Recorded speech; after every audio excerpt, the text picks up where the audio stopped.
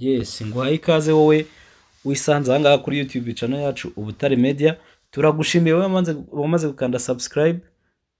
Tunasaba nawe ukiri mushya ukigeze aha ngaha ari ubwa mbere ko wakanda subscribe tukajya tubana mu biganiro bizajya bicaho umunsi ku munsi. Uyu munsi rero ikiganiro tubazaniye twihuse cyane nkuko wabibonye kuri titre y'iki kiganiro, tugiye kukwereka code z'ingenzi zikoreshwa mu Rwanda.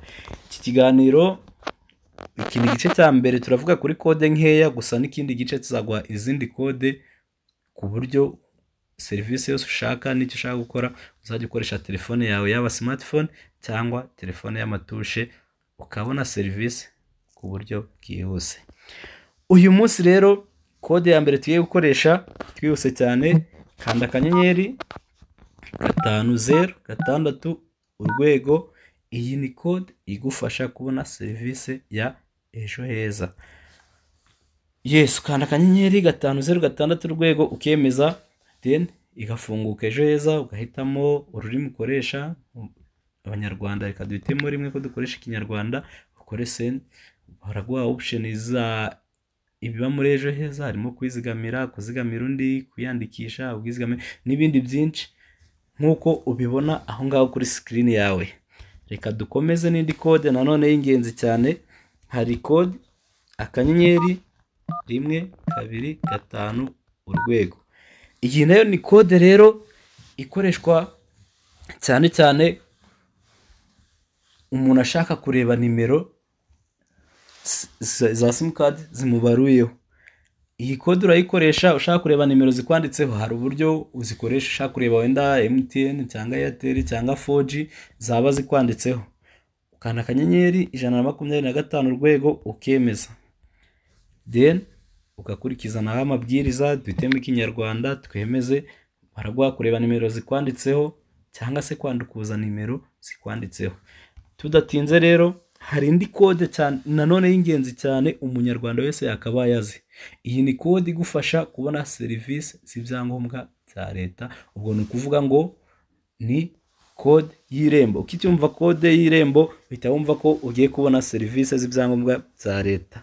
Reka ukanda akanyenyeri 909, nizere ko turi kujyanirana kuri telefone yawe urwego, then wemeze. Yes, iyi rero ni code igufasha kubona serivisi z'ibyangombwa bya leta. Harimo icyemezo cy'amavuko, icyemezo cyo kuri ingaragu, serivisi z'ibinyabiziga nko kujya gusaba controle technique, gukorera impushya zo gutwara ibinyabiziga, nyine serivisi yo kwiyandikisha gukorera impushya zo gutwara ibinyabiziga, haba permis provisoire cyangwa se permis definitif. Hari mutuelle de santé n'ibindi byinshi. Iyi code rero bagakwiriye kubizi cyangwa se ukayisangiza abakuru bawe, barumuna bawe, ababyeyi bawe n'abandi bantu benshi, ku buryo uzajya ubyikorera batabanje kuguca ya mafaranga baguca ngo yandi babaca baba agenti bakagufasha. Gusa iyo uzi iyi code urabyikorera. Wagira ikibazo uratubaza muri comment cyangwa se ukagana umu agent ukwegereye akagufasha. Gusa akanyenyeri 909 urwego, iyi ni code ikoreshwa muri serivisi ya Irembo. Okay, turakomeje twihuse n'indi code nanone ijya gusa n'iyi ngiyi, kuko nayo iduha kubona serivisi za leta zijyanye n'imisoro. Akanda akanyenyeri 800 urwego wemeze.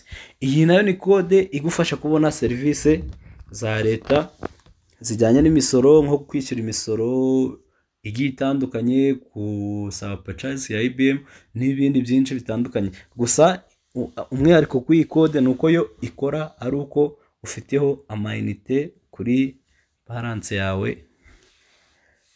Tudatinze rero kadukomeza na code ya kabiri. Hari ukuntu uba ufite telefone ugashaka koherereza umuntu ku mayinite, then bigasaba ko wowe umanza kujya ku mu agent kandi nawe kuri telefone yawe yafite. Ibyo ngibyo rero nushaka ubisezere, urakanda akanyenyeri 772 urwego ubundi wemeze.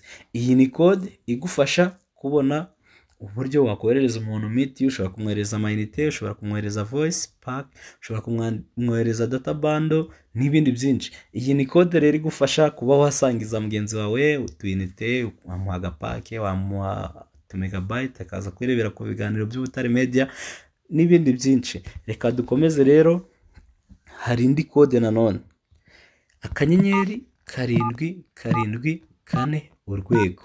Iyi ni kode ibasha kuduha serivisi ya smart nkunganire, cyane cyane ku bahinzi, nibo bantu bakunda kuyikoresha cyane bajya kugura inyongeramusaruro n'ibindi bintu bisaba smart nkunganire. Ukanda 774 urwego, ubundi ukemeza, bakohereza, system irafunguka, bakagusaba gushiramo ururimi ukoresha, haba Ikinyarwanda, Icyongereza cyangwa se Igifaransa, zose zirimo, ukemeza.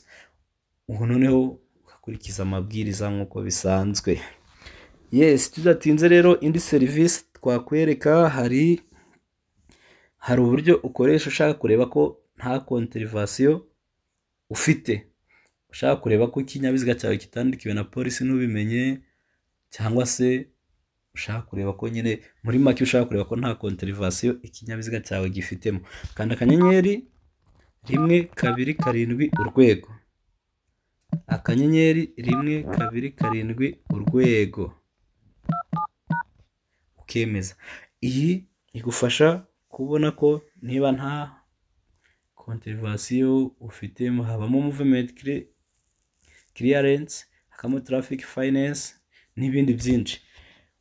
Turakomeza, indi kode tugiye kukwereka. Yes, indi kode rero turaza kukwereka. Reka turebe twihuse cyane, turebe kode yagufasha kureba nimero yawe ya MTN.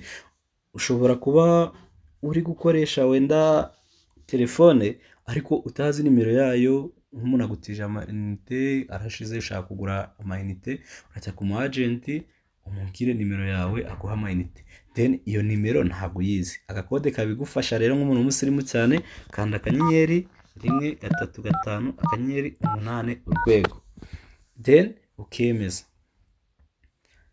Iyo wemeje bahita bakwereka nimero ya telefone yawe bitatinze cyane, then ukayimubwira akagushiramo amayinite, cyangwa se ukayimubwira akaguha indi serivisi yose waba uri gushaka.